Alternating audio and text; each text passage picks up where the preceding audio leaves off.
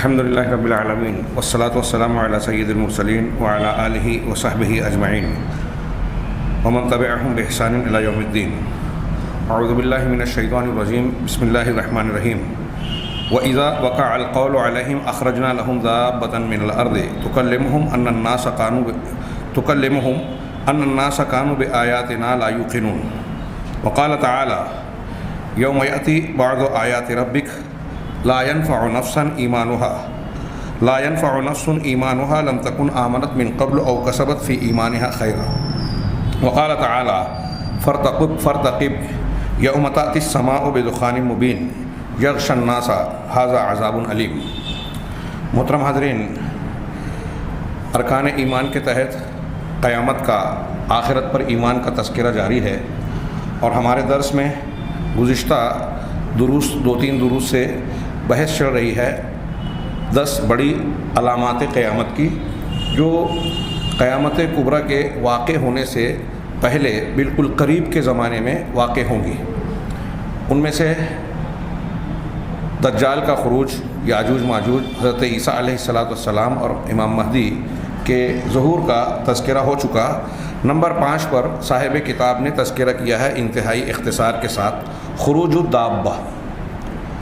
دابہ زمین پر چرنے والے جانوروں کو، جو ہلکی اور آسان سست روی سے چلے. دبہ کا معنی ہوتا ہے آہستگی سے چلنا، جیسے سانپ چھپکلی چلتے ہیں.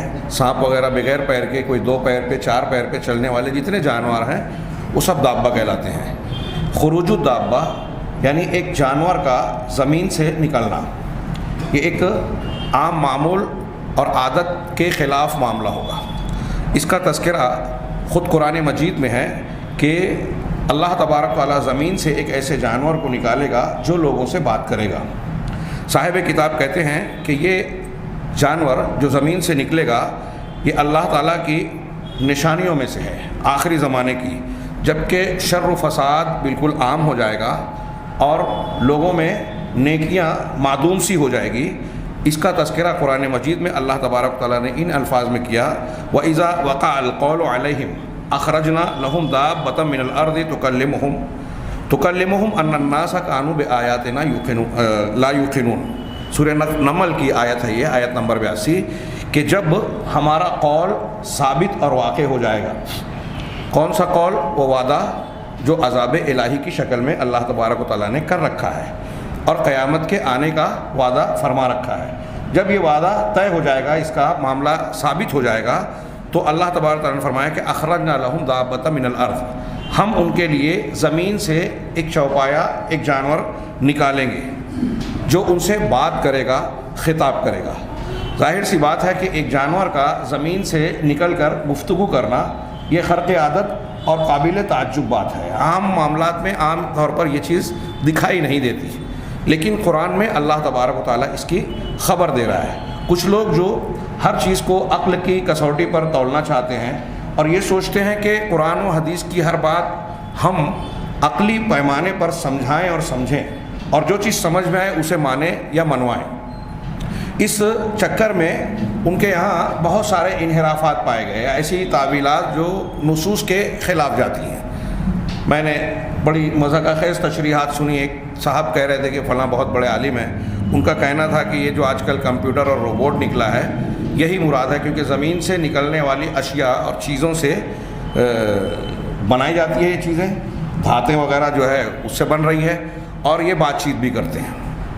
یا کچھ اور اس طرح کی آج کی مشینیں ہوں جس کو وہ دابۃ الارض سے تعبیر کرنا چاہتے ہیں.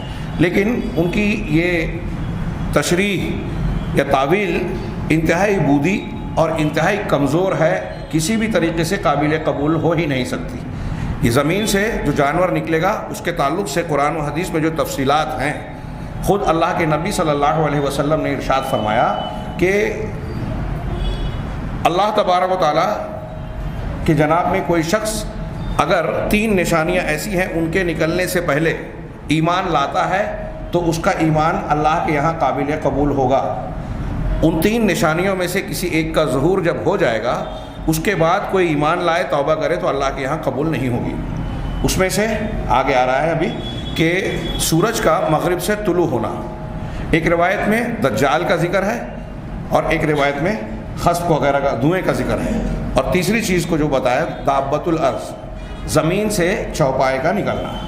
اور ایک حدیث میں بالکل صاف صاف موجود ہے حضرت ابو ہریرہ وغیرہ کی کہ اللہ کے نبی صلی اللہ علیہ وسلم، وہ عبداللہ بن عمر کہتے ہیں کہ میں نے رسول اللہ صلی اللہ علیہ وسلم کا ایک فرمان سنا جسے میں اب تک بھولا نہیں ہوں، مجھے اچھی طرح یاد ہے، اور وہ یہ کہ قیامت کے بالکل قریب میں سورج مشرق کی بجائے مغرب سے طلوع ہوگا، اور صبح کے وقت، یہ ظاہر سی بات ہے سورج طلوع ہونے کا وقت صبح ہوتا ہے، اور اس کے فوراً بعد اس روایت میں چاشت کا لفظ ہے، چاشت کے وقت میں زمین سے ایک جانور نکلے گا جو لوگوں سے بات کرے گا.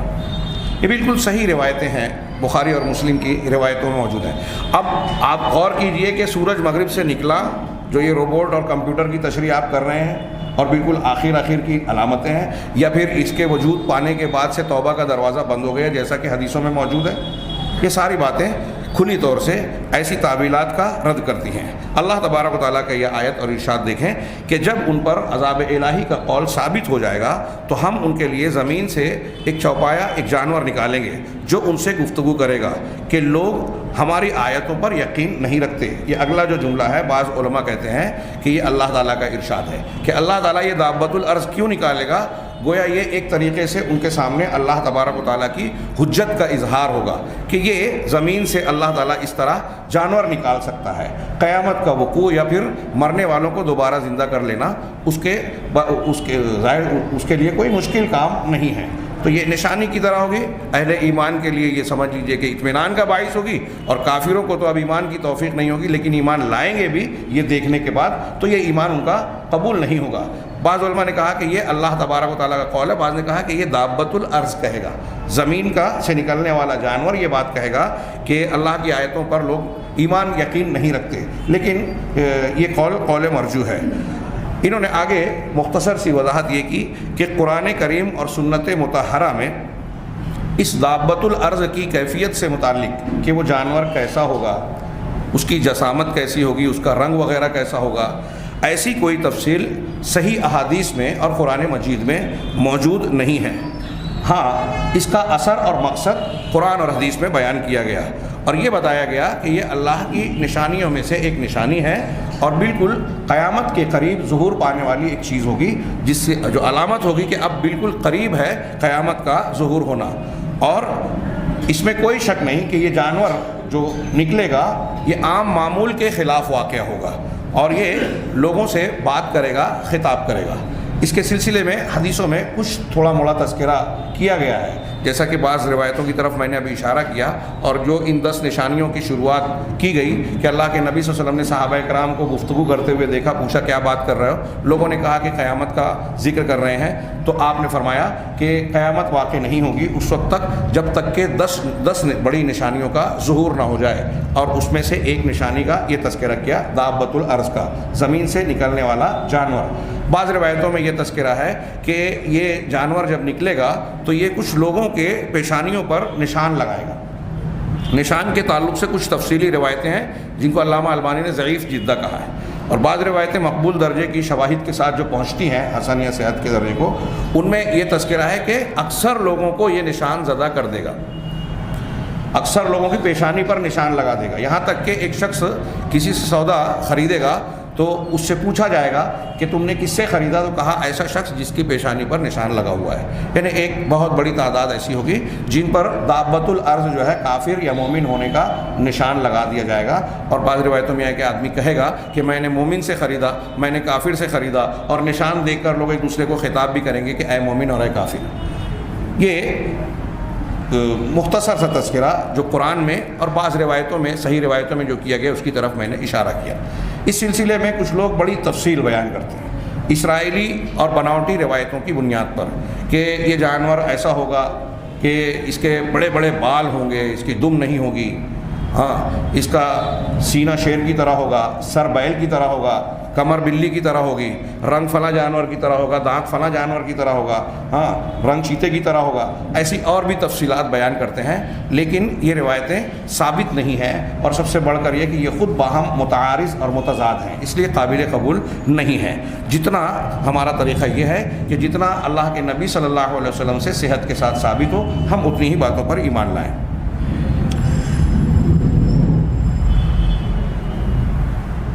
اگلی نشانی کے طور پر جو ذکر کیا 6، 7، 8 کے طور پر بڑی نشانیاں، اور وہ ہے کہ 3 مرتبہ زمین کا دھنسایا جانا، زمین پھٹے گی اور اس میں بستیاں اور لوگ جو ہے، مکانات، دکانیں، جو بھی زمین پر موجود ہے وہ ساری چیزیں دھنس جائے گی۔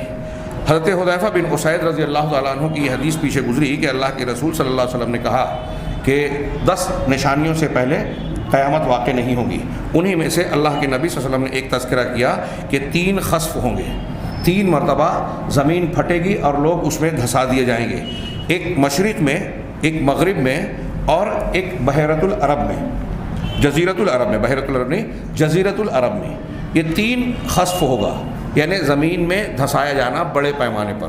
اب اس سلسلے میں روایتوں کو جمع کرتے ہیں تو بعض خسوف کا اور بھی تذکرہ ملتا ہے کہ گناہ گاروں پر اللہ تبارک و تعالیٰ دھسا دینے کے عذاب کو نازل کرتا ہے۔ قرآن مجید میں بعض پچھلی قوموں کا تذکرہ کرتے ہوئے سورہ عنکبوت کی آیت نمبر 40 میں جو اللہ تعالیٰ نے کہا کہ ہم نے کلن اخذنا بذنبہ، ہر قوم کو ہم نے ان کے گناہ کے بدلے میں پکڑ لیا۔ فمنہم من خسفنا، اس میں آگے ہے ومنہم من خسفنا، اس میں سے کچھ ایسے ہیں جن کو ہم نے زمین میں دھسا دیا۔ پہلا ہے ومنہم من ارسلنا علیہم حاصبا، آگے ہے ومنہم من خسفنا، جن کو ہم نے زمین میں دھسا دیا۔ قارون کے واقعے کے بیان میں خود قرآن مجید کا ارشاد ہے فخسفنا بہ وبدارہ فی الارض، کہ ہم نے اسے اور اس کے گھر کو، اس کے محل کو زمین میں دھسا دیا۔ تکبر کرتا تھا، اتراتا تھا، اللہ کی نصیحت اور نبی کی باتوں کو قبول نہیں کیا، اللہ تبارک تعالیٰ نے اسے زمین میں دھسا دیا۔ ایک حدیث میں ہے صحیح مسلم کی کہ اللہ کے نبی صلی اللہ علیہ وسلم نے ارشاد فرمایا کہ ایک شخص جو ہے وہ زمین میں اترا کر اپنے کپڑوں کو لٹکا کر چل رہا تھا۔ اس بال ازار کو تکبر اور خیالہ میں سے کہا گیا ہے، ٹخنے کے نیچے اپنے ازار کو، پیجامے کو لٹکانا، لنگی پیجامہ جو بھی ہو، اس کو تکبر کی علامت کہا گیا ہے۔ اللہ کے رسول نے فرمایا کہ اپنے کپڑے کو لٹکا کر ایک شخص اترا کر چل رہا تھا، اللہ تعالیٰ کو اس کی یہ بات پسند نہیں آئی، اللہ نے اسے زمین میں دھسا دیا اور قیامت تک وہ زمین میں دھستا رہے گا۔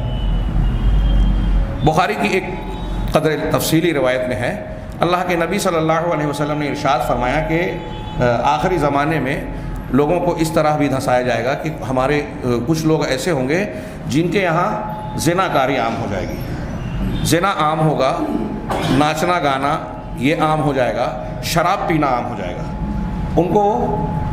ان کا مال مویشیوں کی شکل میں ہوگا۔ ان میں سے ایک جماعت ایسی ہوگی جو پہاڑوں پہ جا کے بسیرا کر لیں گے، پہاڑیوں میں جا کے رہیں گے۔ آج ہل اسٹیشن پہ جانا فخر مباحت کی بات سمجھی جاتی ہے۔ اللہ تعالیٰ نے فرمایا کہ آخری زمانے میں ایسا ہوگا، ان کے نوکر چاکر ان کے مویشیوں کو صبح میں چرانے لے جائیں گے، شام میں واپس لائیں گے۔ اگر کوئی فقیر، گویا مال دولت بھی ہوگا، کوئی فقیر اور محتاج ان سے اپنی حاجت براری کے لیے ان کے پاس پہنچے گا تو یہ ٹال مٹول کرنے کے لیے اس سے کہیں کل آئیے، کل آنا، کل میں تمہاری بات سنوں گا، دیکھوں گا اور کچھ دے دوں گا۔ لیکن اللہ تبارک و تعالیٰ راتوں رات ان کو اپنے عذاب کی گرفت میں لے لے گا، ان پر پہاڑ کو گرا دے گا، اور پھر ان میں سے جو باقی لوگ رہیں گے، جو زندہ رہ جائیں گے، اللہ تعالیٰ ان کے چہروں کو مسخ کر کے خنزیر اور بندر بنا دے گا۔ خنزیر اور بندر، یہ صحیح بخاری کی روایت ہے۔ تو ان روایتوں سے بتانا مقصود یہ ہے کہ زمین میں دھسا دیا جانا، زلزلے کا آنا، یہ اللہ تبارک و تعالیٰ کے عذابوں میں سے ایک عذاب ہے جو پہلے بھی ہوتا رہا ہے۔ اس لیے قرب قیامت میں اس نشانی کا بڑے پیمانے پر ظہور ہونا کوئی عقل کے خلاف بات نہیں ہے، ایسا ہوگا کیونکہ قریب قرب قیامت میں بہت سارے لوگ انتہائی شریر اور برے ہوں گے۔ حضرت ام سلمہ رضی اللہ تعالیٰ عنہ سے مجموع الزوائد کی ایک روایت نقل کی جاتی ہے جو بخاری مسلم کی روایت سے تھوڑا سا الگ ہے۔ وہ کہتے ہیں کہ اللہ کے نبی صلی اللہ علیہ وسلم نے فرمایا کہ ایسا زمانہ آئے گا کہ زمین میں لوگ دھسا دیے جائیں گے، قیامت سے پہلے دھنسائے جائیں گے بڑے پیمانے پر. تو حضرت ام سلمہ نے پوچھا کہ کیا نیک لوگ رہیں گے, اچھے لوگ رہیں گے, تب بھی یہ عذاب آئے گا اور اس عذاب میں مبتلا ہوں گے برے لوگوں کے ساتھ نیک لوگ بھی؟ آپ نے فرمایا ہاں, جب لوگ برائیاں اور خباثت خوب زیادہ کریں گے, گناہ کے کام میں کثرت کرنے لگے. اذا اکثر الناس الخبث, اذا کثر الخبث, وہ بخاری مسلم کی الگ روایت ہے, یہ مجموع الزوائد کی روایت ہے. تو جب لوگ گناہ اور خباثت کے کام بہت زیادہ کرنے لگیں, اس وقت یہ دھسا دینے کا عذاب نازل ہوگا. یہ کوئی ایسی بات نہیں ہے جو انسان کی عقل میں نہ آئے.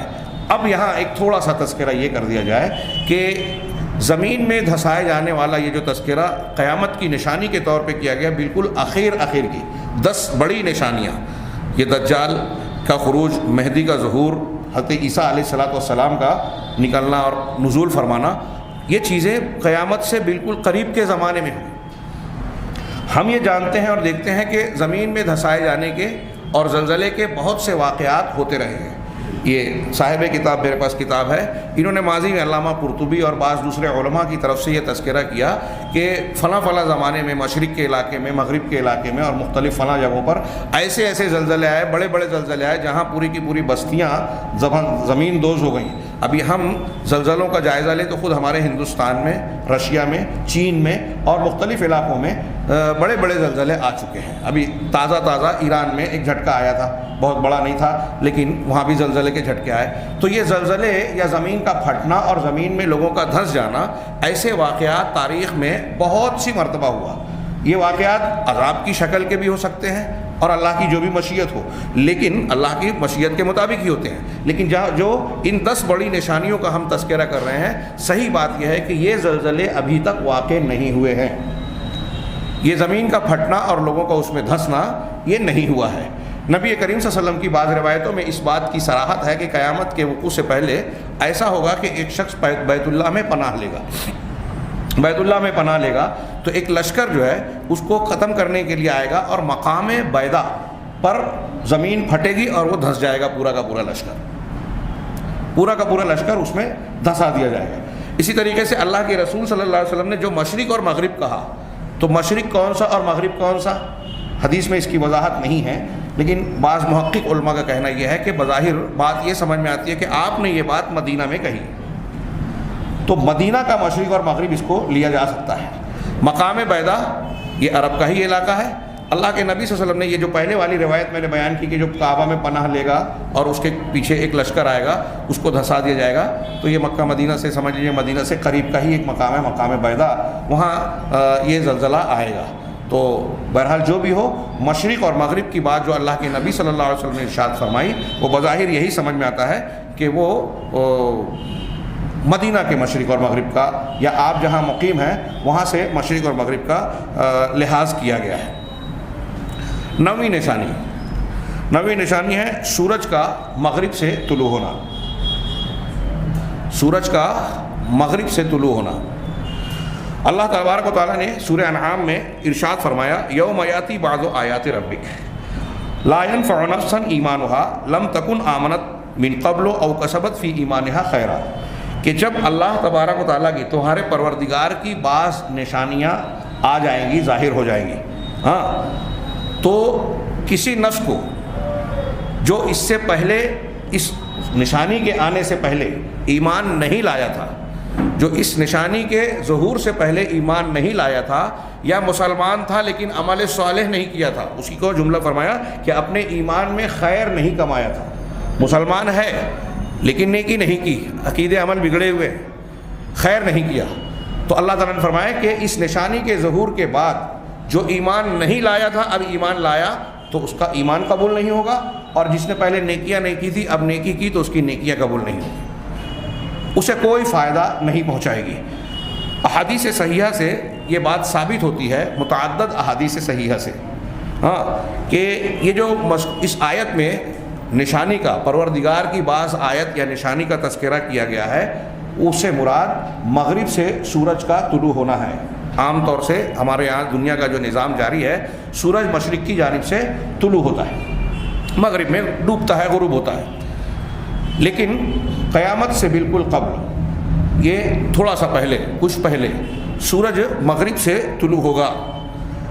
اور یہ اکثر مفسرین قرآن کی اس آیت کی تفسیر کرتے ہوئے اکثر مفسرین اسی کے قائل ہیں اور یہی تفسیر کرتے ہیں، جس میں سے بعض احادیث جس میں اس کا تذکرہ ہے، اس میں سے وہ ایک روایت ہے جس کا انہوں نے تذکرہ کیا کہ حضرت ابو ہریرہ رضی اللہ تعالیٰ عنہ ارشاد فرماتے ہیں کہ رسول اللہ صلی اللہ علیہ وسلم نے ارشاد فرمایا لا تقوم الساعة حتى تطلع الشمس من مغربها، کہ قیامت اس وقت تک قائم نہیں ہوگی جب تک کہ سورج اپنے مغرب کی طرف سے طلوع نہ ہو جائے۔ فَإِذَا طَلَعَتْ فَرَآهَا النَّاسُ، پس جب سورج مغرب کی طرف سے نکل جائے گا اور لوگ اسے دیکھ لیں گے، آمنوا اجمعون، تو سارے کے سارے لوگ ایمان لانے کا دعویٰ کریں گے، ایمان لائیں گے۔ تو یہی وہ وقت ہے، نبی کریم صلی اللہ علیہ وسلم فرمایا فَذَاكَ حِينَ لَا يَنفَعُ نَفْسًا إِيمَانُهَا، یہی وہ وقت ہوگا جب کسی نفس کو اس کا ایمان فائدہ نہیں دے گا جب کہ وہ پہلے ایمان نہیں لایا تھا یا اپنے ایمان میں کوئی خیر اور نیکی کو عمل میں نہیں لایا تھا، ایسے شخص کو ایمان فائدہ نہیں دے گا۔ صاحب کتاب نے اتنا ذکر کیا، لیکن سورج کے مغرب سے نکلنے کے تعلق سے بہت سی حدیثوں میں اس کا تذکرہ کیا گیا ہے۔ بخاری مسلم کی ایک روایت ہے کہ اللہ کے نبی صلی اللہ علیہ وسلم نے ایک دن سورج ڈوبا تو حضرت ابو ذر غفاری رضی اللہ تعالیٰ عنہ سے کہا کہ اے ابو ذر، کیا جانتے ہو یہ سورج کہاں جاتا ہے؟ آپ نے کہا اللہ اور رسول جانتے ہیں بہتر۔ تو کہا سورج غروب ہونے کے بعد اللہ کے عرش کے نیچے جاتا ہے اور اللہ تبارک و تعالیٰ کو سجدہ کرتا ہے، پھر دوبارہ اللہ تبارک و تعالیٰ سے طلوع ہونے کی سفارش اجازت طلب کرتا ہے، اللہ تبارک و تعالیٰ اسے اجازت دے دیتا ہے اور پھر وہ حسب معمول جیسا کہ اللہ نے اسے معمور کیا ہے مشرق سے طلوع ہوتا ہے۔ لیکن عنقریب ایک زمانہ وہ دن بھی آنے والا ہے کہ سورج ڈوبنے کے بعد اللہ تبارک و تعالیٰ کے پاس عرش کے نیچے جائے گا، سجدہ کرے گا اور پھر دوبارہ طلوع ہونے کی اجازت طلب کرے گا، تب اللہ تبارک و تعالیٰ اسے اجازت نہیں دے گا اور اس سے کہے گا کہ تو جہاں سے آیا ہے وہیں واپس چلا جا، مطلب ڈوبنے کے بعد مغرب سے آیا ہے تو مغرب کی سمت ہی چلا جا واپس، اور پھر سورج مغرب کی طرف جائے گا اور مغرب کی جانب سے طلوع ہوگا۔ اس آیت کے یا اس حدیث کے اس معنی کی اور بھی کئی حدیثیں ہیں، یہ بخاری مسلم کی بالکل متفق علیہ اور صحت کے اعتبار سے بالکل مضبوط روایتیں ہیں۔ اب کچھ لوگوں کی عقل میں یہ بات نہیں آتی، استحالہ پیدا کرتے ہیں کہ ہم تو دیکھتے ہیں کہ دنیا میں 24 گھنٹہ کہیں نہ کہیں سورج نکل رہا ہے، ڈوب رہا ہے، 24 گھنٹہ کہیں دن ہے کہیں رات ہے، یہاں ڈوبا تو دوسری طرف نکلا۔ ہاں، جہاں میں اہل ایمان، علامہ اقبال نے کہا تھا جہاں میں اہل ایمان صورت خورشید جیتے ہیں، ادھر ڈوبے ادھر نکلے، ادھر ڈوبے ادھر نکلے۔ تو یہ کہیں نہ کہیں طلوع ہونے کا سسٹم تو جاری ہے۔ اب یہ کیسے تشریح کریں، سمجھ میں نہیں آتی بات کہ سورج ڈوبنے کے بعد عرش کے تہہ کے نیچے جاتا ہے، سجدہ کرتا ہے، یہ کب ہوتا ہے؟ 24 گھنٹے میں تو ہمارے ماہرین فلکیات اور دوربینوں اور آلات کے مطابق سورج اپنے مدار میں محور میں ہی گردش کر رہا ہے۔ تو یہ بہرحال ایمانی، روحانی اور معنوی باتیں ہیں۔ اس سجدہ کرنے کا یا عرش کے نیچے جانے کا کیا معنی ہے، ہمیں اللہ کے نبی صلی اللہ علیہ وسلم نے بتایا تو ہم اس پر ایمان لے آئیں۔ اس کی تشریح کیا ہے یا ما وراء الطبیعیات، یہ جو سائنسی یا مادی مظاہر ہمیں نظر آتے ہیں، فلکیات اور اجسام سماویہ، اجرام فلکیہ کی چیزیں مختلف حرکتیں کرتی نظر آتی ہیں، تو اس میں جو چیز ہمیں دکھ رہی ہے اور جو چیز ہم سمجھ رہے ہیں، صرف اتنا ہی دیکھ لینا یا مان لینا یہ ایمان نہیں ہے۔ اللہ اور رسول اللہ صلی اللہ علیہ وسلم نے جو بات بتائی، اگر ماوراء الطبیعیات، ان مظاہر سے ہٹ کر جو ہمیں نظر آتا ہے، طبعی اعتبار سے جو چیزیں دکھائی دے رہی ہیں، ہو رہی ہیں، ان سے ہٹ کر اللہ اور رسول نے کوئی بات کہی ہے اور یہ بات ثابت ہو جائے کہ یہ رسول اللہ صلی اللہ علیہ وسلم کا فرمان ہے، تو ہمیں اسے مان لینا چاہیے۔ سورج، ہم یہ ایمان رکھتے ہیں کہ اس دورانیے میں 24 گھنٹہ جو طلوع اور غروب کے سسٹم سے، نظام سے بندھا ہوا ہے قدرتی اعتبار سے، اسی دوران وہ اللہ تبارک و تعالیٰ کے عرش کے نیچے جاتا ہے اور سجدہ کرتا ہے، اللہ تبارک و تعالیٰ سے پھر سے طلوع ہونے کی اجازت طلب کرتا ہے اور حسب اجازت پھر وہ طلوع ہوتا ہے۔ اس میں کوئی ایسی بات نہیں ہے کہ حیرت کی جائے اگر اس کو عقل کی بنیاد پر پرکھا جائے۔ کچھ لوگ بلا وجہ ناکافی قسم کی جرح کی باتیں پیدا کر کے ان حدیثوں کو مجروح قرار دینے کی کوشش کرتے ہیں، حالانکہ میں نے جیسا کہ عرض کیا، محدثین اور اصول حدیث کے مطابق یہ حدیثیں بالکل صحت کے اعلیٰ درجے پر ہیں اور پختہ روایات ہیں۔ اگر اسی طرح صرف عقل میں نہ آنے کی بنیاد پر ہم قرآن کی آیتوں ہم احادیثوں کو رد کرنے لگیں تو ایسی کچھ باتیں تو پھر قرآن کی آیتوں میں بھی ہے. اگر آپ اس کی تشریح نہیں کر سکیں گے یا اس کو آپ کی عقل قبول نہیں کرے گی تو کیا آپ اس کا رد کر دیں گے؟ والشمس والقمر بحسبان والنجم والشجر یسجدان، قرآن کہتا ہے سورہ رحمان میں، ہاں، کہ سورج اور چاند ایک مقررہ حساب کے ساتھ چل رہے ہیں، اللہ تعالیٰ نے قرآن میں فرمایا. اور ستارے والنجم والشجر، ستارے اور درخت دونوں اللہ تبارک و تعالیٰ کو سجدہ کرتے ہیں. اب سوال یہ ہے کہ ہم ان عقل پرستوں سے کہیں کہ آپ کو یہ حدیث اگر عقل میں نہیں آ رہی ہے اور آپ اس کا رد کر رہے ہیں تو یہ آیت ہمیں سمجھائیے کہ کیسے عقل میں آتی ہے کہ درخت اور ستارے اللہ تبارک و تعالیٰ کو سجدہ کر رہے ہیں. جیسے ستارے اور درخت اللہ کو سجدہ کر رہے ہیں ویسے ہی سورج بھی عرش کے نیچے جاتا ہے، اللہ کو سجدہ کرتا ہے اور اللہ سے پھر طلوع ہونے کی اجازت طلب کرتا ہے. قرآن مجید میں یہ بھی ارشاد ہے کہ قیامت کے دن ہم ان کے منہ پر الیوم نختم علی افواہہم، اس دن ہم ان کے چہروں پر، منہ پر جو ہے مہر لگا دیں گے. وتکلمنا ایدیہم وارجلہم، ہاں، ان سے ہم سے جو ہے ان کے ہاتھ اور ان کے پیر بات کریں گے اور ان کے اعضاء و جوارح ان کے خلاف شہادت دیں گے. یہ قرآن میں 2-3 جگہ پر آیا ہے. تو کیا اس کی بات عقل میں سمجھ میں آتی ہے کہ یہ زبان، آج ہم فزیکل انسان کی کنڈیشن دیکھیں تو آواز جب میں بول رہا ہوں تو بولنے کے آلات کیسے ہیں کہ زبان حرکت کرتی ہے، تالو میں نیچے آگے پیچھے جو ہے وہ جو ہے اس کے ٹچ اور مس ہونے سے مختلف الفاظ اور حروف کی ادائیگی اور تجوید کے اعتبار سے حروف کی ادائیگی ہوتی ہے. پھر آواز کی پیٹی اور گلے سے اس پر زور پڑتا ہے، معدے سے جو ہوا کا دباؤ ہوتا ہے اس کی شکل میں ہماری آواز نکلتی ہے. اب اس ہاتھ میں کہاں منہ ہے، زبان ہے، اور اس میں کہاں سے ہوا کا دباؤ آئے گا جس سے الفاظ کے ٹکڑے نکل سکتے ہیں؟ تو یہ ہاتھ کیسے بات کرے گا، یہ پیر کیسے بات کریں گے، یہ چمڑیاں کیسے بات کرے گی؟ قرآن میں سورہ حمیم سجدہ میں اللہ نے کہا کہ ان کی چمڑیاں بھی ہم سے بات کرے گی. تو کیسے کریں گے؟ تو اللہ تبارک و تعالیٰ کے قدرت سے یہ چیزیں کوئی بعید نہیں ہیں. بلکہ قرآن نے تو یہ بھی کہا کئی مقامات پر، سورہ اسراء میں، سورہ نور میں، کہ کائنات کی ہر چیز، یہاں کے چرند پرند، درخت، پتھر، نباتات، جمادات، ساری چیزیں اللہ کی تسبیح بیان کی کرتی ہیں. ساری چیزیں اللہ کی تسبیح بیان کرتی ہے. اب یہ عقل والے یہ تشریح کرتے ہیں کہ اللہ کی تسبیح بیان، جیسے اب یہاں بھی کہہ سکتے ہیں کہ اللہ کی تسبیح. یہ بہت غور سے سنیے یہ والا جواب کہ اللہ تبارک و تعالیٰ کی تسبیح کا مطلب یہ ہے کہ یہ زبان حال سے، زبان قال سے نہیں، زبان حال سے اللہ کی تسبیح بیان کر رہی ہیں. یعنی اللہ تعالیٰ کی نشانی بنتی ہیں، ان کا وجود بتاتا ہے کہ اللہ تبارک و تعالیٰ پیدا کرنے والا، اس کے بنانے کی قدرت رکھتا تھا، اس کا بنانے والا ہے، جس کے اندر قدرت ہے، حکمت ہے، علم ہے، طاقت ہے، تب تو بنایا. یہ اس کی تسبیح بیان کرنا ہے. یہ بعض عقل والے عقلانیین کہتے ہیں. لیکن قرآن مجید نے اگلا جملہ کیا کہا؟ وَلَٰكِن لَا تَفْقَهُونَ تَسْبِيحَهُمْ. یہ قرآن کا جملہ ہے. لیکن تم لوگ ان کی تسبیح کو، ان جمادات کی یا کائنات کی ہر چیز جو تسبیح بیان کرتی ہے، اللہ کی پاکی بیان کرتی ہے، ان کے پاکی بیان کرنے کو، ان کی تسبیح کو تم نہیں سمجھ سکتے، تم نہیں سمجھتے. اب یہ جو آپ تشریح کر رہے ہیں کہ ان کا اپنے وجود میں زبان حال سے یہ گواہی دے رہے ہیں، تو آپ تو سمجھ رہے ہیں نا، یہ چیز تو آپ سمجھ رہے ہیں. اب جو چیز آپ سمجھ رہے ہیں، قرآن کہہ رہا ہے کہ آپ نہیں سمجھ رہے ہیں، تو آپ قرآن کا اگلا ٹکڑا رد کر رہے ہیں. اس بات کو ماننے کے لیے آپ عقلی تشریح کر رہے ہیں، تو عقل میں بٹھانے کے لیے اگلے جملے کا آپ رد کر رہے ہیں کہ قرآن کہہ رہا ہے کہ تم سمجھتے نہیں اور تم کہہ رہے ہو کہ ہم سمجھ رہے ہیں. تو یہ میں نے مثالیں دی کہ قرآن میں بعض باتیں ایسی ہیں جس سے معلوم ہوتا ہے کہ جو ہماری عقل میں نہیں آتی. ابھی جیسے دابۃ الارض کی بات کرنا ہے، بخاری کی ایک روایت ہے کہ اللہ کے نبی صلی اللہ علیہ وسلم نے ارشاد فرمایا کہ ایک زمانہ آئے گا کہ ایک شخص گائے پر سواری کرے گا تو گائے پلٹ کر کہے گی اس سے کہ میں سواری کے لیے، میں اس کے لیے پیدا نہیں کی گئی. بھیڑیے سے چرواہا بچائے گا.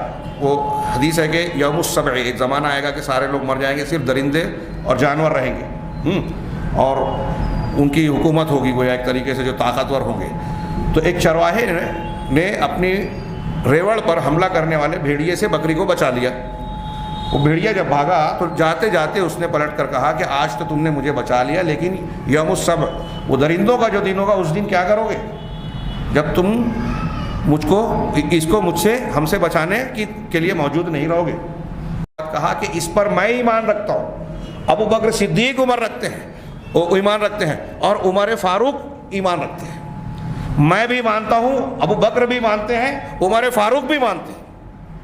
کئی باتیں اس میں آ گئی کہ گویا اللہ کے نبی صلی اللہ علیہ وسلم خود تو اللہ کی طرف سے جو خبر دی گئی ہے وہ بیان کر رہے ہیں, تو میں ایمان رکھتا ہوں, سب سے پہلے ماننے والا میں ہوں.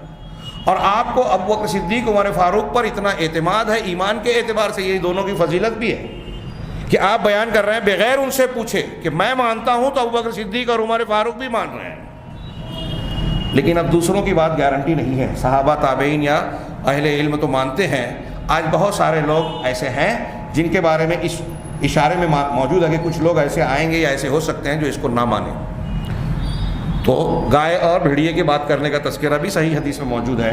دابۃ الارض بھی بات کرے گا. اسی طریقے سے سورج کا یہ مغرب سے نکلنا, سورج کا سجدہ کرنا اور اللہ کی اجازت سے طلوع ہونا, یہ بھی صحیح روایات اور نصوص سے ثابت ہے. بہت سی روایتوں میں یہ بھی ہے جیسا کہ اس آیت میں ہے کہ جب سورج مغرب سے نکل جائے گا تو اب کوئی آدمی ایمان لائے گا تو ایمان قبول نہیں ہوگا. صحیح مسلم وغیرہ کی کئی حدیثیں ہیں کہ ہجرت اس وقت تک منقطع نہیں ہوگی, ہجرت کا سلسلہ ختم نہیں ہوگا جب تک کہ توبہ کا دروازہ بند نہ ہو جائے, اور توبہ کا دروازہ اس وقت تک بند نہیں ہوگا یہاں تک کہ سورج مغرب سے طلوع نہ ہو جائے. ترمذی, ابن ماجہ وغیرہ کی بعض روایتوں میں ہے کہ اللہ تعالیٰ نے مغرب کی طرف توبہ کا ایک دروازہ بنایا ہے جو 70 سال کی مسافت کا چوڑا ہے. جب سورج مغرب سے نکل جائے گا, یہ اللہ کا لطف و کرم ہے ہمارے اوپر, بندگان اپنے بندوں پر, کہ کوئی کتنا بھی گناہ کرے, اگر ہوش و حواس میں موت کی علامتیں سکرات کے ظاہر ہونے سے پہلے, یا اگر کوئی زندہ ہے قیامت سے قریب, تو سورج کے مغرب سے نکلنے سے پہلے, یہ دو مہلتیں. ایک چھوٹی قیامت ہے کہ ہمارے اس وقت تک ہم زندہ ہی نہ رہیں, سورج مغرب سے نکلے تو ہماری موت کی علامتیں ظاہر ہونے سے پہلے, اور کسی انسان جو موجود ہو اس کے لیے سورج کے مغرب سے نکلنے سے پہلے اللہ تبارک و تعالیٰ اس زمانے تک اپنی توبہ کا دروازہ کھلا رکھا ہے.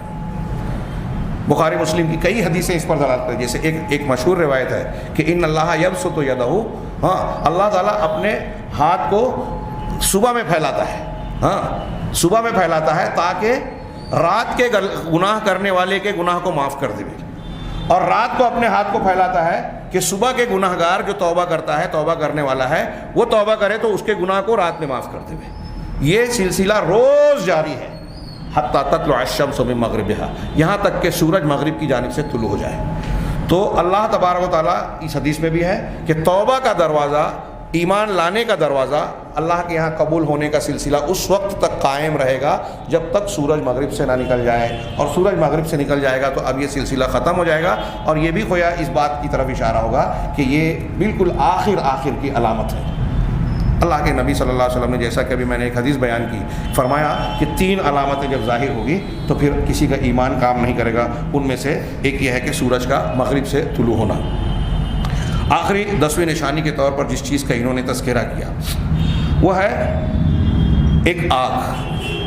بہت بڑے پیمانے پر آگ کا ظہور ہوگا, جو ان کے بیان کے مطابق عدن, جو یمن کا ایک شہر ہے, عدن کی زمین کی گہرائیوں سے نکلے گی ایک بڑی آگ, اور لوگوں کو ان کے محشر کی طرف جمع کر دے گی, لوگوں کو ہاکے گی. یہ آگ چلے گی. یہاں انہوں نے ذکر کیا عدن سے, بعض روایتوں میں شام کا ذکر ہے, بعض میں مشرق کی طرف کا لفظ ہے کہ ادھر سے نکلے گی. تو علامہ ابن حجر رحمہ اللہ ان حدیثوں کی تطبیق دیتے ہوئے کہتے ہیں کہ ان میں ٹکراؤ نہیں ہے, بلکہ آگ پہلے جو نمودار ہو کے بلند ہوگی وہ یمن کے علاقے سے ہوگی, اور پھر یہ آگ پھیلتی چلی جائے گی, پورے مشرق کے علاقے میں پھیل جائے گی, اور پھر یہ آگ آگے بڑھنا شروع ہوگی. جو لوگ اس آگ سے بچنے کے لیے آگے بھاگیں گے, یہ آگ ان کے پیچھے ان کا تعاقب کرے گی. اگر لوگ کہیں ٹھہریں گے تو یہ بھی ٹھہر جائے گی, اور لوگ جب چلیں گے تو یہ بھی چلے گی. جیسا کہ صحیح حدیثوں میں اس کا تذکرہ موجود ہے. حضرت حذیفہ رضی اللہ تعالیٰ عنہ نے قیامت کی بڑی نشانیوں کی علامتوں کا ذکر کرتے ہوئے ارشاد فرمایا, لمبی حدیث بیان کی, اس میں ہے کہ وآخر ذالک نار تخرج من الیمن, ان میں سب سے آخری اور بڑی نشانی ہوگی ایک آگ جو یمن کی جانب سے اٹھے گی، نکلے گی، تطرد الناس الی محشرہم، جو لوگوں کو بھگا کر، ہانک کر ان کے محشر کی طرف لے آئے گی۔ لوگوں نے پوچھا کہ محشر کی سرزمین کون سی ہوگی؟ تو کہا شام کی سرزمین۔ اب یہاں محشر اور حشر کا لفظ ہے، اس کے لیے بعض لوگوں نے یہ بحث کی، خود یہاں صاحب کتاب نے کہا کہ جو حشر قرآن و حدیث میں ذکر ہے وہ اصلاً قیامت کے دن ہوگا، حشر کی زمین، اور اس کو شام کی سرزمین ہی کہا گیا ہے۔ تو ان حدیثوں میں جو ذکر کیا گیا ہے گویا اس کو حشر نہیں کہا، لیکن بعض علماء نے کہا کہ حشر قرآن و حدیث میں چار اکٹھا ہونے کو حشر کے لفظ سے تعبیر کیا ہے قرآن و حدیث نے۔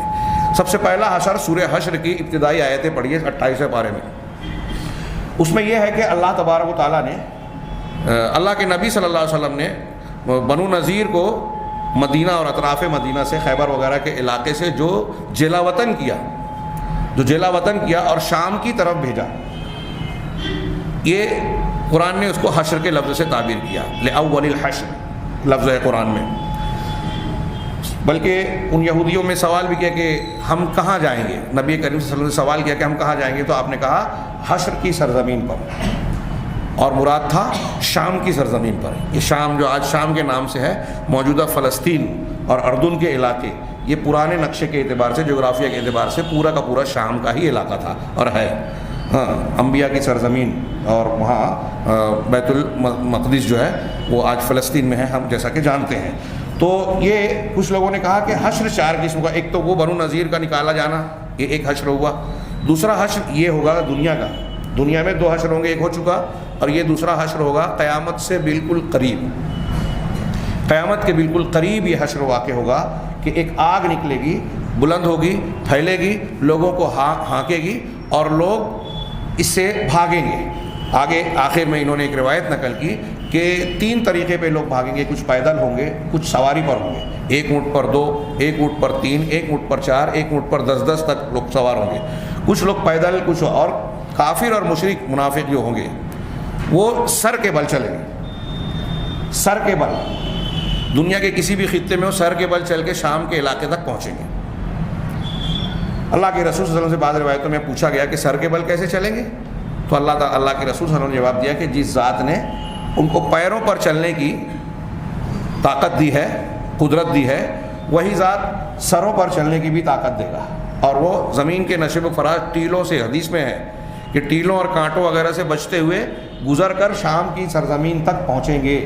دیکھیے اس حدیث میں اس حشر کا جو تذکرہ ہے اس میں ٹیلوں اور کانٹے جھاڑیوں کا تذکرہ ہے، جبکہ قیامت کا جو حشر ہوگا، پہلا حشر سور پھونکنے کے بعد جب لوگ قبروں سے اٹھ کے آئیں گے تو وہاں یہ ہے کہ لوگ ننگے بدن ہوں گے، ہاں، اور اس وقت کی زمین بالکل مسطح، ہموار اور چکنی ہوگی، وہاں کوئی نشیب و فراز یا کانٹے جھاڑیاں، ٹیلے، پہاڑیاں نہیں ہوگی۔ تو اس وقت کا معاملہ جو حشر کا ہوگا وہ بڑا، جس کا عام طور سے ہم لوگ میدان محشر اور حشر کا ذکر کرتے ہیں، وہ قیامت کا وہ حشر ہے۔ تو یہ 2 زمین کا، قیامت کا وہ سور پھونکنے جانے کے بعد جو حساب کتاب کے لیے اکٹھا ہوں گے وہ، اور تیسرا ایک حشر، یہ سب قرآن کی آیتوں میں موجود ہے۔ ہاں، تیسرا ایک حشر ہوگا کہ حساب و کتاب کے بعد نیک لوگوں کو جنت میں اور برے لوگوں کو جہنم میں جمع کیا جائے گا۔ حشر کا معنی ہوتا ہے جمع کرنا۔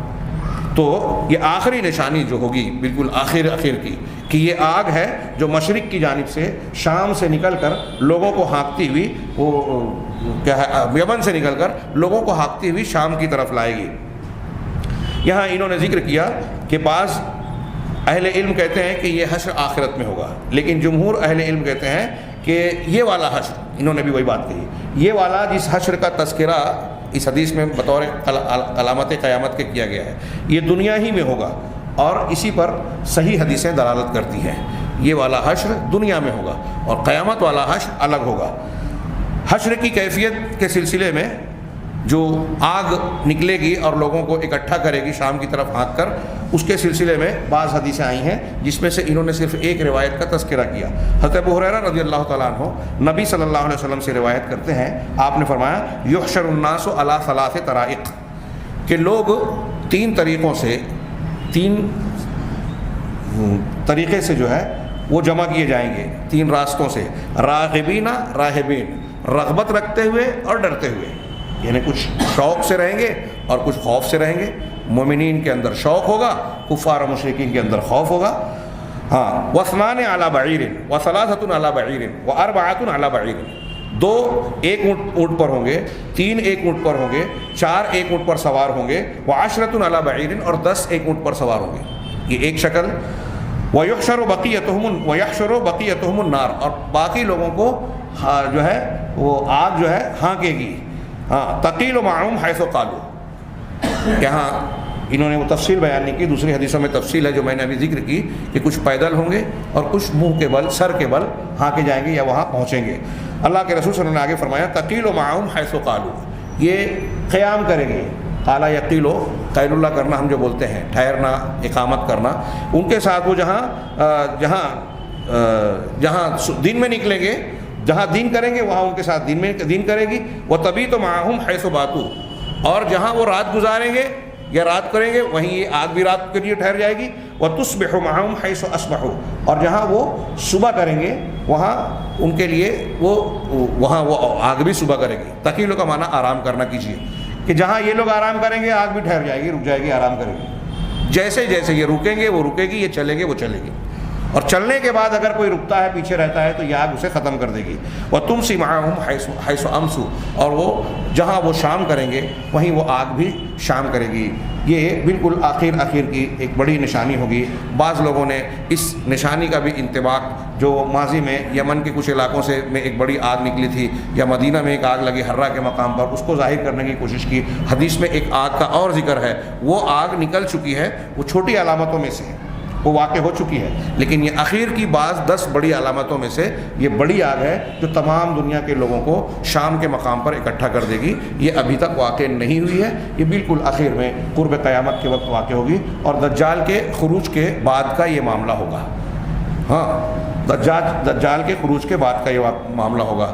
دجال کا خروج اور یہ سب چیزیں جو ترتیب حدیثوں میں ظاہر کی گئی ہے, ہاں, اس وقت کے بعد جو ہے یہ یعنی اس دوران ایک آخر کی علامت یہ بھی ہے کہ اللہ کے نبی صلی اللہ علیہ وسلم نے بتایا کہ قیامت کے آخر زمانے میں ایک چھوٹی پنڈلیوں والا حبشی شخص ظہور پذیر ہوگا. صحیح بخاری, مسلم اور دوسری حدیث کی کتابوں میں الگ الگ تفصیل کے ساتھ ہے کہ چھوٹی پنڈلیوں والا جو کعبہ پر حملہ کر کے بیت الحرام پر جو ہے قبضہ کر لے گا, غلبہ حاصل کر لے گا. راوی کہتے ہیں کہ مجھے یاد پڑتا ہے کہ نبی کریم صلی اللہ علیہ وسلم نے فرمایا کہ اسے منہدم کر دے گا, کعبہ کو منہدم کر دے گا. کہ بالکل آخر تو کعبہ اس کو ویران ہو جائے گا گویا اس وقت. ہاں, اور آخر وقت میں جب ہوا چلے گی, جیسا کہ اس سے پہلے تذکرہ کیا گیا یاجوج ماجوج کے بعد میں, کہ تو سارے مومنین انتقال کر جائیں گے. لیکن اس سے پہلے دجال کے خروج کے بعد, دجال کو مارنے کے بعد, حضرت عیسیٰ علیہ السلام بیت اللہ کا حج اور عمرہ بھی کریں گے. ابھی تک انہوں نے حج عمرہ نہیں کیا ہے, روایتوں میں ہے کہ وہ حج اور عمرہ بھی کریں گے. ہاں, تو یہ آخر کی نشانیوں میں کچھ چیزیں ایسی بھی ہیں جیسے مومنین کا بالکل آخر میں ختم ہو جانا, اور جو بدترین لوگ ہوں گے, قیامت قائم جب ہوگی تو دنیا میں صرف بدترین لوگ ہوں گے. اللہ کے رسول صلی اللہ علیہ وسلم سے کئی حدیثوں میں ثابت ہے کہ جب قیامت جب قائم ہوگی تو اس وقت ہوگی کہ زمین پر کوئی اللہ اللہ کہنے والا, لا الہ الا اللہ کہنے والا موجود نہیں ہوگا. یہاں انہوں نے 10ویں علامت کو ختم کیا, لیکن مجھے ذرا سا ایک تعجب تھا, ہو سکتا ہے کہ اگر غور سے کسی نے سنا ہو تو اسے بھی اس بات کا یہ سوال اٹھے کہ انہوں نے جو شروع میں حدیثوں کا تذکرہ کیا تھا کہ 10 بڑی علامتیں آئیں گی, اس حدیث میں سب سے پہلے جس علامت کا ذکر ہے وہ دخان ہے, دھوئیں کا نکلنا, اور اس میں مہدی کا ذکر نہیں ہے اس روایت میں جو انہوں نے ذکر کی.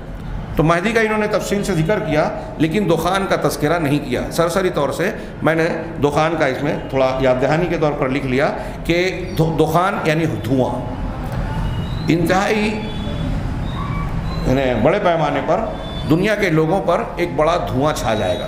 سورہ دخان میں اللہ تبارک و تعالیٰ نے ارشاد فرمایا فَارْتَقِبْ يَوْمَ تَأْتِي السَّمَاءُ بِدُخَانٍ مُبِينٍ, تم اس دن کے منتظر رہو جس دن آسمان ایک بہت کھلے ہوئے اور بڑے دھوئیں کو لے آئے گا. اللہ نے اس دھوئیں کی کیفیت بیان فرمائی. سورہ دخان کی قرآن کی آیت ہے یہ, یغشی الناس ھذا عذاب علیم, یہ تمام لوگوں کو گھیر لے گا, تمام لوگوں پر چھا جائے گا, یہ دردناک عذاب ہوگا. اس آیت سے جو قیامت کی 10 بڑی نشانیوں میں دخان کا تذکرہ ہے, حضرت ابن عباس, کئی صحابہ, کئی تابعین, بہت سے مفسرین اس بات کے قائل ہیں کہ سورہ دخان کی اس آیت میں جس دھوئیں کا تذکرہ ہے وہ قیامت سے پہلے ظاہر ہونے والی اللہ کی ایک بڑی نشانی ہوگی. لیکن حضرت عبداللہ ابن مسعود رضی اللہ تعالیٰ عنہ، بعض صحابہ اور بعض تابعین یہ کہتے ہیں کہ اس آیت میں جس دخان کا تذکرہ کیا گیا ہے یہ وہ قیامت کی علامت والا دخان نہیں ہے، بلکہ اللہ کے نبی صلی اللہ علیہ وسلم نے جب کفار مکہ اور قریش مکہ کی سرکشی دیکھی، بغاوت دیکھی، شرارتیں اور ان کی بہت زیادہ ایذا رسانیاں بڑھ گئیں، حد سے بڑھ گئیں، تو اللہ کے رسول صلی اللہ علیہ وسلم نے، یہ بخاری وغیرہ میں ہے، کہ ان کو بد دعا دی کہ اے اللہ تو ان پر ویسے ہی قحط سالی 7 سال کی نافذ کر جیسے کسنی یوسف علیہ السلام کے قحط سالی کے، یوسف علیہ السلام کے زمانے میں قحط واقع ہوا تھا 7 سال کا، اور آپ نے اس کو مینیج کیا تھا جیسا کہ قرآن میں بھی ذکر ہے، تو آپ نے یہ بد دعا دی. اب قحط، اللہ کے رسول صلی اللہ علیہ وسلم کی یہ بد دعا قبول ہوئی اور اہل مکہ پر قحط طاری ہو گیا، اور انتہائی شدید قسم کے قحط میں وہ بھوک پیاس سے جوجھنے لگے، یہاں تک کہ ہڈیاں، چمڑے، پتے کھانے پر مجبور ہو گئے، ایسی چیزیں، گندی چیزیں کھانے پر مجبور ہو گئے. اور اس بھوک کی حالت میں ان کی کیفیت ایسی ہوتی تھی، حضرت عبداللہ بن مسعود کہتے ہیں کہ اس بھوک کی حالت میں، اور یہ صحیح حدیث میں ہے، ایسی ہوتی تھی کہ جب آسمان کی طرف دیکھتے تھے تو دھواں ہی دھواں نظر آتا تھا، بھوک کی اور کمزوری کی شدت کی وجہ سے دھواں نظر آتا تھا. تب لوگوں نے ابو سفیان کو بھیجا جو اس وقت کفار کے ایک سردار تھے، ان کو اللہ کے نبی صلی اللہ علیہ وسلم کے پاس بھیجا. آپ آئے اور کہا کہ اللہ کے رسول، آپ تو لوگوں کو صلہ رحمی کا حکم دیتے ہیں، جوڑنے کا حکم دیتے ہیں، اور اللہ کی اطاعت کا حکم دیتے ہیں، اور یہ آپ کے خاندان اور قبیلے کے لوگ ہی ہیں جو اس قدر شدید مصیبت میں گرفتار ہو گئے ہیں، دعا کیجئے کہ یہ مصیبت ٹل جائے. تب اللہ تعالیٰ، اللہ کے رسول صلی اللہ علیہ وسلم نے سورہ دخان کی یہی آیت پڑھی، فَارْتَقِبْ يَوْمَ تَأْتِي السَّمَاءُ بِدُخَانٍ مُبِينٍ يَغْشَى النَّاسَ هَذَا عَذَابٌ أَلِيمٌ. تو حضرت عبداللہ بن مسعود کہتے ہیں کہ اس دھوئیں سے مراد وہ دھواں ہے. اب وہ دھواں مراد لیا جائے یا نہ لیا جائے، اہل علم کا اور صحیح اور راجح بات یہی سمجھ میں آتی ہے، اور حدیثوں سے جو قوت حاصل ہوتی ہے کہ قیامت سے پہلے ایک بڑے پیمانے پر دھوئیں کا ظہور ہوگا. اور ایک بات غور کیجئے، بعض علماء نے یہ بھی کہا کہ حضرت عبداللہ ابن مسعود رضی اللہ تعالیٰ عنہ جس چیز کو کہہ رہے ہیں اس میں قابل غور بات یہ ہے کہ یہ تو ان کا تخیل تھا. بھوک اور کمزوری کی شدت سے ان کو ایسا لگ رہا تھا کہ آسمان پر بادل اور دھواں چھایا ہوا ہے، بالکل دھواں ہو گیا ہے. یہ حقیقی دھواں نہیں ہوگا، ان کو نہیں تھا، بلکہ ان کو ایسا لگتا تھا کہ یہ دھواں ہوگا. جبکہ قرب قیامت میں جس علامت کا تذکرہ کیا گیا ہے وہ بڑے پیمانے پر آسمان میں دھوئیں کا چھا جانا ہے، جس کو اللہ نے کہا کہ یہ عذاب علیم ہے، یہ سب لوگوں کو گھیر لے گا. یہ قیامت کی بعض نشانیوں کا تذکرہ ہوا، اور اس میں صاحب کتاب کے مطابق ہم نے آخری 10 بڑی نشانیوں پر قدر تفصیل سے گفتگو کی. یہیں ان نشانیوں کی بحث ختم ہوتی ہے. اگلے باب میں فصل 40 میں یوم آخرت پر ایمان کے باب میں تیسری چیز انہوں نے جو ذکر کی فصل 40 میں قیامت صغریٰ اور قیامت کبریٰ. قیامت صغریٰ سے مراد موت ہے. انشاءاللہ آئندہ دروس میں موت سے متعلق کچھ باتیں پڑھیں گے، موت سے متعلق جو قرآن و حدیث نے بیان دیے، اور پھر اس میں عذاب قبر، ثواب قبر اور اس سے متعلقہ بعض بحثیں آئیں گی. موت کی حقیقت کیا ہے، اس کے متعلق کچھ گفتگو کہ جسم اور روح کا کیا تعلق ہے، نفس اور روح میں کیا تعلق ہے، یا دونوں ایک ہیں یا الگ الگ ہیں، اس کی مختصر بحثیں کی ہیں. یہ اس لیے بھی کی ہیں کہ اس سلسلے میں بھی بعض لوگ جو ہے عقلی بنیاد پر کچھ ایسی تعویلات اور ایسی باتیں بیان کرتے ہیں جس سے حقیقت میں، جس کے نتیجے میں قرآن احادیث صحیحہ سے ثابتہ ہمارے عقیدے کی بعض باتوں پر ضرب پڑتی ہے. اللہ تبارک و تعالیٰ سے دعا ہے کہ وہ ہمیں صحیح دین سمجھنے اور اس پر عمل کرنے کی توفیق عطا فرمائے. وآخر دعوانا الحمد للہ رب العالمین.